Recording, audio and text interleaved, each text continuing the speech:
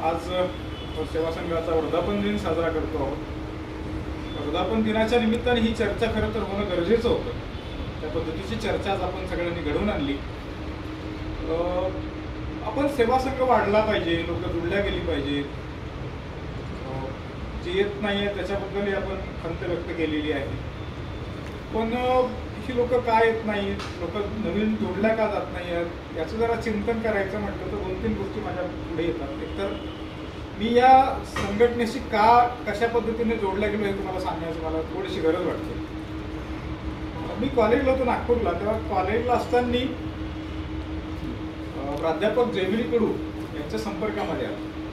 प्राध्यापक जयमिनी कडूंच्या संपर्कामध्ये आल्यानंतर त्यांचं एक वैशिष्ट्य होतं, ते मला इथे सांगायचं खरं।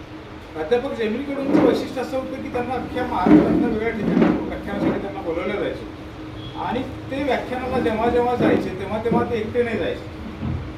आमच्यासारखी जे तरुण मुलं होते, कॉलेजला असलेली मुलं होती, या 8-10 मुलांना सोबत घेऊन जायचे आणि ही मुलं सोबत घेऊन जाताना रिसर तिथल्या आयोजकांना आमचा परिचय करून दिला जायचा की संभाजी ब्रिगेडची मुलं आहेत, माझा जसा सत्कार करतायत तसा यांचाही सत्कार झाला पाहिजे, त्यांचाही मान सन्मान झाला पाहिजे, अशा पद्धतीने कडू सर त्यांना सूचना द्यायच्या आणि आमचा त्या पद्धतीने सन्मान व्हायचा, मान सन्मान व्हायचा, सत्कार व्हायचा।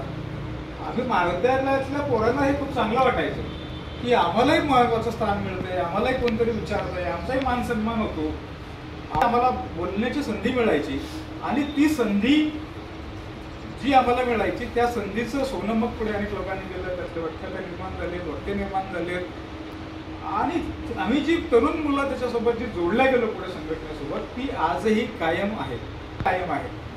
आपण हे सगळं करताना आता कुठेतरी कमी पडतं असं मला वाटतं। म्हणजे आपण दुसऱ्यांना दोष देण्यात काही अर्थ नाही की लोक काय येत नाही आहेत, आज वर्धापन दिन होता म्हणून लोकांनी यायला पाहिजे होतं। मला वाटते आपण सगळे त्याच्याबद्दल कमी पडतो।